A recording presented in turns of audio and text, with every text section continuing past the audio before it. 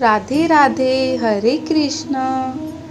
आज हम आपको राधे कृष्ण जी की कथा सुनाएंगे छोटी सी, जिसमें हमारी राधा रानी, हमारी किशोरी जी का स्वभाव कैसा है, हमारी करुणामयी सरकार का स्वभाव कैसा है।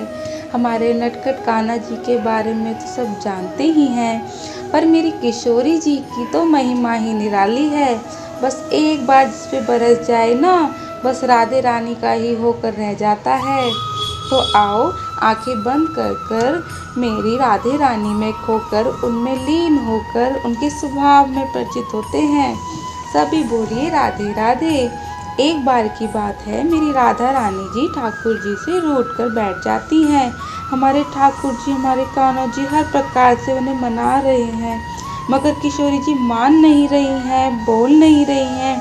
आज ठाकुर जी से आप सभी कल्पना कर सकते हैं कि हमारी किशोरी जी अगर ठाकुर जी से बात ना कर रही हों तो ठाकुर जी कितना कष्ट पा रहे होंगे, कैसा अनुभव कर रहे होंगे। हमारे श्याम सुंदर जी रो रहे हैं, दुखी हो रहे हैं कि किशोरी जी एक बार तो बोलो। अगर आप ना भी बोलना चाहते हो तो कोई बात नहीं, पर एक बार मुझ गुनहगार का गुनाह तो बता दो कि किस बात पर मुझसे रूठ कर बैठ गए हो आप। पर किशोरी जी नहीं बोलती, सखियों से प्रार्थना करते हैं। सखियों ने भी कह दिया, हे प्यारे जू, ये आपकी और किशोरी जी की बात है, इसमें हम क्या करें, आप खुद ही प्रार्थना करो ना।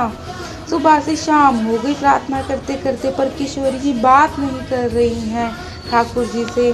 ठाकुर जी के नृत्यों से आंसू प्रभावित होने लगे कि मेरी किशोरी जी सब कुछ देख सकती हैं, सब कुछ महसूस कर सकती हैं, सब कुछ सहन कर सकती हैं, पर किशोरी जी किसी की आंखों में आंसू नहीं देख सकती। ऐसी है मेरी किशोरी जी, ऐसी है मेरी श्याम सुंदरी जी, ऐसी है मेरी राधा रानी जी।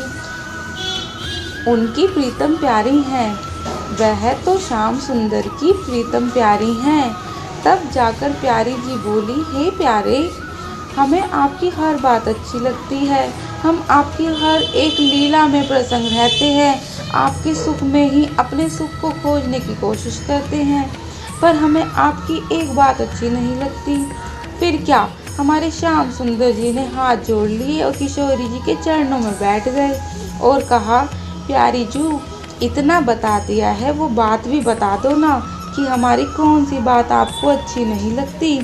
तब मेरी किशोरी जी ने कहा, हे प्यारे जू, आपने बोला है, निर्मल मंजन सो मोही पावा, मोहे पट छल चित नहीं पावा।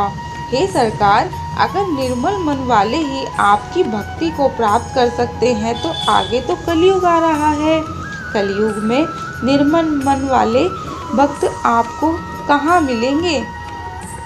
तो मुझे तो कलयुग में होने वाले उन अधर्मों की चिंता हो रही है जिनका मन निर्मल होगा नहीं।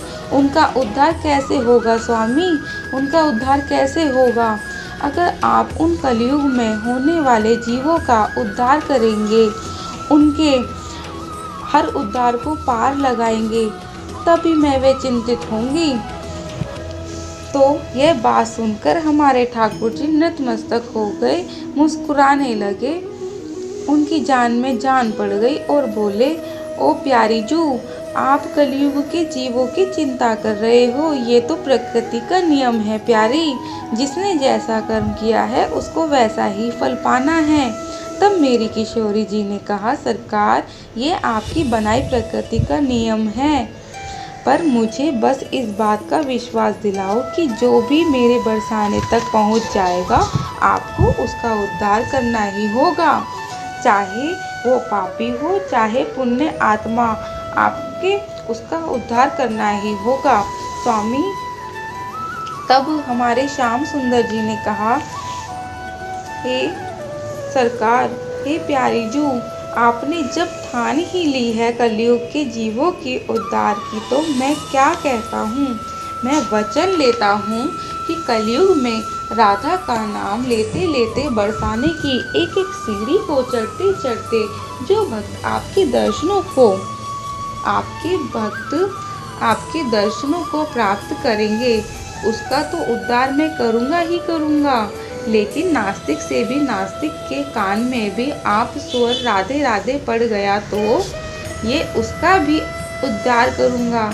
तो बोलो श्री राधे राधे। ऐसी है मेरी किशोरी जी, ऐसी है मेरी करुणामयी सरकार, तीनों लोकों में से खोजने पर भी मिलने वाली नहीं है, जो हम जैसे पापियों की चिंता करके बैठी हैं। और किशोरी जी मेरी श्याम सुंदरी जी इतनी भोली हैं, उनको ना पाप पता है ना पुण्य।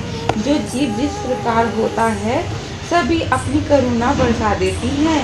मेरी किशोरी जी बोलिए श्री राधे राधे। राधे कृष्णा। अगर आपको मेरी कहानी पसंद आई हो तो प्लीज़ मेरे चैनल को सब्सक्राइब करें और कमेंट करना और लाइक करना ना भूलें।